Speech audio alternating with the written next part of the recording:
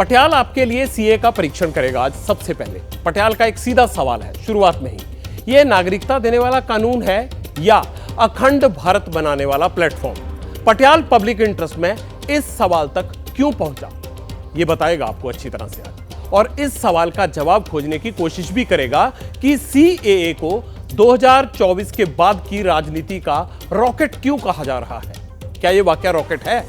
सुनने में बड़ा नॉर्मल लगता है कि जो लोग सालों से शरणार्थी बनकर भारत में रह रहे हैं उन्हें नागरिकता देने में क्या गलत है। अगर सरकार देना चाहती है दे दे, लेकिन जब से सीएए की अधिसूचना जारी हुई है, सियासत तब से गरमाई हुई है। एक तरफ सरकार है जो इस कानून को ऐतिहासिक बता रही है, जिसका साफ ये कहना है कि नागरिकता देना कानून है, लेकिन दूसरी तरफ कांग्रेस, टीएमसी, एआईएमआईएम और आम आदमी पार्टी जैसे विपक्षी दल हैं जो ये कह रहे हैं कि ये नागरिकता देने वाला कानून नहीं बल्कि इमिग्रेशन को बढ़ावा देने वाला कानून है। मैं बारी बारी से आपको सबकी बात सुनाता हूं और फिर इसके मूल तत्व में हम सब चलेंगे।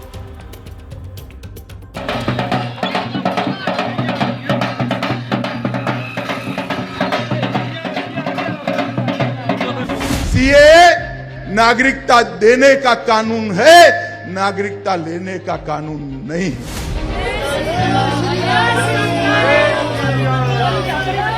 सीएए एक्ट को सिर्फ आप सीएए से मत देखिए, एनआरसी से जोड़कर देखना पड़ेगा। तो जाहिर है उसमें सबसे ज्यादा निशाना बनेंगे मुसलमान, दलित, आदिवासी और गरीब लोग। कोनो एनआरसी करते देबो ना, कारो अधिकार काटते देबो ना, काउके वंचना करते देबो ना, কাউকে লাঞ্ছনা করতে দেব না। এর জন্য যদি আমার জীবনও যায় আমি জীবন দিতে তৈরি। कि आप 4 साल से ज्यादा किस बात का इंतजार कर रहे हैं? चुनाव का। तो इनको खतरा नजर आ रहा है। हर सीए भी जो एक ठंडे बक्से में जिसका कोई गर्मी नहीं, जिसमें ला दिया शायद कुछ नफरत का वातावरण बन जाए, ध्रुवीकरण का वातावरण।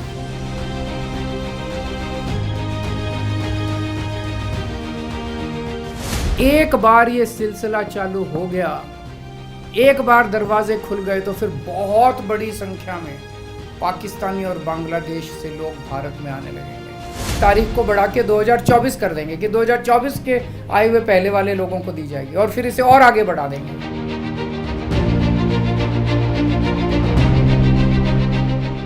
केजरीवाल जी, वोट बैंक की प्रत्याशा में आप कहां तक जाएंगे?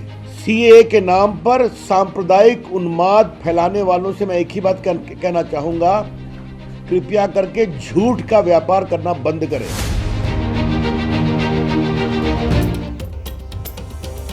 इन राजनेताओं के अपने दावे हैं, लेकिन सबके निशाने पर कौन है? बीजेपी, क्योंकि इन्हें लगता है कि वो सीएए का इस्तेमाल हिंदू वोट बैंक के ध्रुवीकरण के लिए ही करेगी। मतलब सबको लगता है कि सीएए का हिंदू वोटर से रिश्ता है। अब मैं आपको एक और अहम संकेत दिखाता हूं जिसके बारे में काफी चर्चा है। यह देखिए कि आखिर इस कानून से फायदा किसे होगा, मतलब नागरिकता किसे मिलेगी। पाकिस्तान, अफगानिस्तान और बांग्लादेश से आए हिंदू, बौद्ध, जैन, सिख, पारसी और ईसाइयों को नागरिकता दी जाएगी। ये सभी वो लोग हैं जो 31 दिसंबर 2014 तक भारत आए हैं। यह संयोग है या उससे ज्यादा कि श्रीलंका, म्यांमार से आए गैर मुस्लिमों का जिक्र इस कानून में नहीं है। यहां वही 3 देश हैं जो अखंड भारत की लाइन में प्रमुख हैं। शायद यही वो विंडो है जो सीएए को अखंड भारत के भविष्य का दर्शन भी करवा रही है।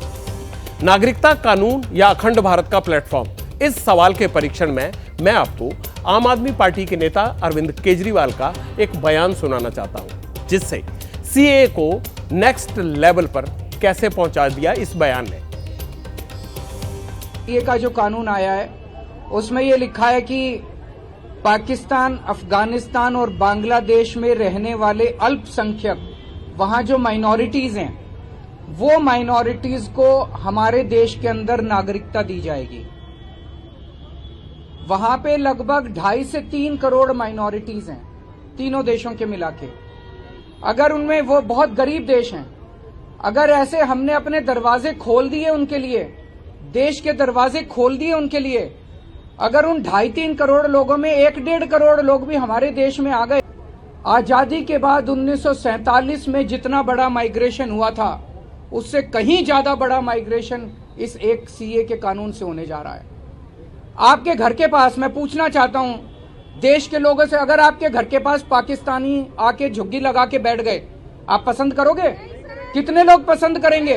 बांग्लादेश से, पाकिस्तान से अगर झुग्गी लगा के आपके, पता नहीं वो कौन लोग हैं, क्या हैं, सारी कानून व्यवस्था चरमरा जाएगी, चोरियां, डकैतियां, बलात्कार बढ़ेंगे हमारे देश के अंदर, पूरी कानून व्यवस्था, और पता नहीं कैसे कैसे लोग आएंगे वहां पे। सुरक्षा व्यवस्था, हमारे देश की सुरक्षा व्यवस्था का क्या होगा? चारों तरफ दंगे फैल जाएंगे। ये क्यों लाए हैं कानून? बता रहे हैं बीजेपी केवल अपना वोट बैंक बनाना चाहती है। केजरीवाल के बयान में दो बातें बहुत प्रमुख हैं। पहली, गैर मुस्लिम शरणार्थी, दूसरी बीजेपी की वोट बैंक बढ़ाने की चाल, और तीसरी की तारीख 2014 से 2024 भी हो सकती है। अब यहां सोचने वाली बात क्या है? बात यह है कि केजरीवाल का बिल्कुल नया दावा किसके वोटर को चिंतन की दिशा दे रहा है? इस बयान के बाद किस सोच को बल मिल रहा है? इस जवाब की खोज भी हमने अखंड भारत की सीमा पर खड़ा करके देती है, वहीं खड़ा कर देती है ना, क्योंकि अफगानिस्तान, पाकिस्तान, बांग्लादेश में आधे हिंदुस्तान का लगभग बड़ा हिस्सा पूर्ण होता है। विभाजन के विरोध का आधार भी अखंड भारत ही था। केजरीवाल 3.5 करोड़ गैर मुस्लिम शरणार्थियों की बात कर रहे हैं। अभी तक जो आंकड़े हमें मिले हैं उसके मुताबिक सीएए के तहत करीब 31,313 शरणार्थियों को नागरिकता की ओर कदम बढ़ाया है या उनको नागरिकता मिलने का मौका आया है। लेकिन जो नॉन मुस्लिम अभी भी पाकिस्तान, बांग्लादेश और अफगानिस्तान में रह रहे हैं, अगर वो भारत आते हैं तो क्या उन्हें भी नागरिकता मिलेगी? यह है ना बड़ा सवाल, क्योंकि इस वक्त पाकिस्तान में 77 लाख और बांग्लादेश में 1.53 करोड़ नॉन मुस्लिम है। ये वहां की आबादी बता रहा हूं मैं। तो इन लोगों का क्या होगा? क्या वो भी यहां को पलायन करने का प्लान बनाएंगे? नागरिकता का कानून या अखंड भारत का एजेंडा? अब इस सवाल के जवाब में हम बीजेपी के सांसद अनंत हेगड़े का एक बयान आपको सुनाना चाहते हैं, जो पिछले दिनों चर्चाओं में था, और दावा यह था कि उसमें कि अगर 2/3 बहुमत मिला तो हिंदू राष्ट्र का सपना टूर नहीं है। ಸಂವಿಧಾನವನ್ನ ತಿದ್ದುಪಡಿ ಮಾಡಬೇಕಾದ್ರೆ ಏನು ಮೂಲಭೂತವಾಗಿ ಸಂವಿಧಾನವನ್ನ ಸಂಪೂರ್ಣವಾಗಿ ತಿರುಚಿದ್ರು ಕಾಂಗ್ರೆಸ್ನವರು, ಅದರಲ್ಲಿ ಬ್ಯಾಡದೇ ಇರೋದನ್ನೆಲ್ಲ ತುರುಕಿದ್ರು, ವಿಶೇಷವಾಗಿ ಇಡೀ ಹಿಂದೂ ಸಮಾಜವನ್ನ ದಮನಿಸುವಂತಹ ರೀತಿಯಲ್ಲಿ ಕಾನೂನನ್ನು ತಂದಿಟ್ಟಿದ್ರು. ಇದೆಲ್ಲವೂ ಬದಲಾಗಬೇಕಾದ್ರೆ ಈ ಮೆಜಾರಿಟಿಯಲ್ಲಿ ಆಗುವುದಿಲ್ಲ। बीजेपी सांसद अनंत हेगड़े के हवाले से जो बात सामने आई है, उसके बाद सीएए को लेकर एक सवाल पूछा जा रहा है, और वो ये है कि क्या सीएए के जरिए हिंदुओं की एकता का नया प्लेटफॉर्म तैयार किया जा रहा है? क्योंकि राष्ट्रीय स्वयंसेवक संघ तो अखंड भारत की बात हमेशा से कहता रहा है। अब मैं इसके समर्थन में आपको भारत की नई संसद में लगाए गए एक मानचित्र को दिखाना चाहता हूं। अब उस पर गौर कीजिए। इसमें भारत के प्राचीन रूप के दर्शन होते हैं और संघ के अखंड भारत के काफी नजदीक भी है ये। तो क्या सीएए सांस्कृतिक राष्ट्रवाद के दर्शन को आगे बढ़ाने का प्लेटफॉर्म है? वरना एक साथ इतने संयोग का क्या मतलब है?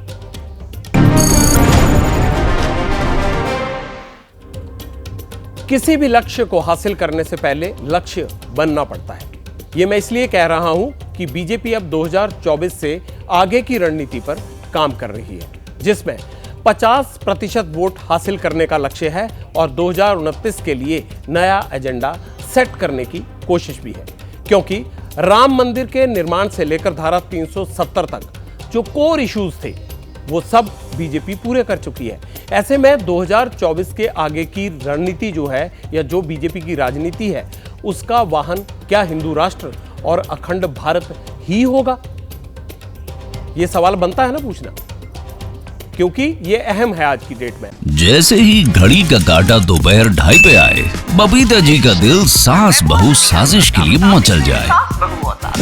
और ये है इनकी बहू, पूरे दिन ऑफिस की टेंशन हो जाए गॉन जब ये करें अपना फेवरेट शो फ्री टाइम पे ऑन।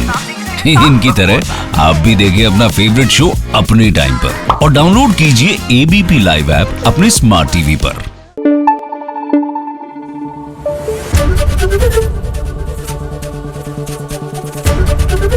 एबीपी न्यूज आपको रखे आगे।